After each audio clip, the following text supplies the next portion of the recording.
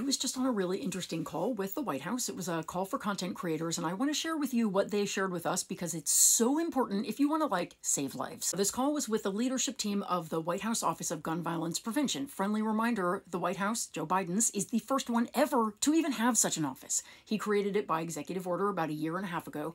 They're doing phenomenally exciting work, which no one is paying attention to, and they've got a new priority they would really like our help with. Here's the thing, we already know, right, that gun violence is now the top killer of youth 18 and younger in this country, the #1 cause of death. But there's more to it than that. These young people are being killed not just by any guns, but by unsecured guns found in homes. Overwhelmingly, those are the kinds of guns doing the killing. Think about these statistics, which I just heard for the first time. 76% of school shootings are done with guns that come from inside the home. 80% of youth suicides, and there are 5,000 of those a year, are done with largely unsecured guns found inside the home. 76% of unintentional shootings of youth, and there are about 8 of those every day, some resulting in injury, some in death, come from guns that are found unsecured inside the home. About 1 million firearms are stolen from homes every year. The vast majority of them end up in the black market, and many are used in crimes. And right now, as we speak, about 4.6 million children are living in houses with unsecured firearms. Now, these are horrifying statistics, and the common denominator is these unsecured firearms, guns that are left in closets or drawers or easy to access places. And it doesn't take a rocket scientist to figure out that we can connect those dots. Hey,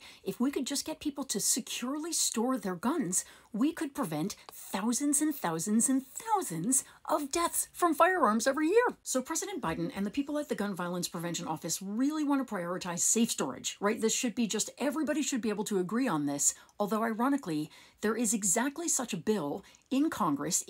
All it does is require people to store their firearms safely when a minor could be present. And basically not a single Republican will support it. It's called Ethan's Law, and if you want to support it, you should send this ResistBot letter because it's a no-brainer. But in the meantime, the Biden administration is doing everything they can do with executive orders. How? Well, a couple of different ways. First of all, the Department of Justice has just introduced new guidance for people who are interested in safe storage, explaining to them the different kinds there are and which one might be right for which gun owner. Secondly, they're working with Miguel Cardona, who is our Secretary of Education, and he is sending out a letter to every principal in the country. He has sent it already. It's got a template letter that they can customize and send to parents explaining why safe storage matters and how they can store their guns. So here's the ask. Here's what they're asking us to ask you, to ask people that you know.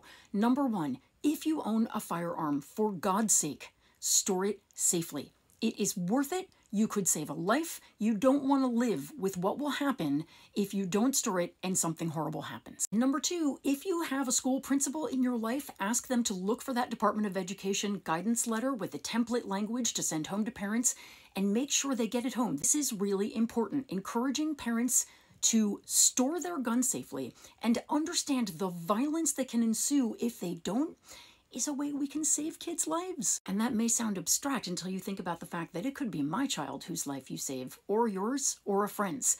This is personal to all of us. Let's take this easy action and share it with everyone we know and see if we can bring these numbers down. At least until we can get Republicans in Congress to actually do their jobs and protect our kids.